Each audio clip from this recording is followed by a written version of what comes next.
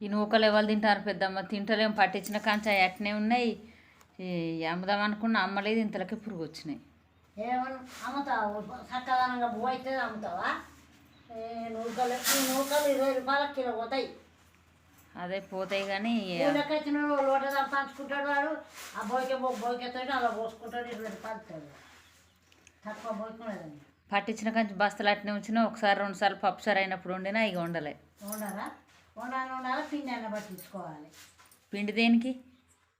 దోషాల పని చేస్తాయి, నానబోసుకుంటే పిండి పట్టించుకుంటే అప్ప గిన్నెప్పకు పని చేస్తుంది. గాలి చెండ పోసి పట్టించుకుంటే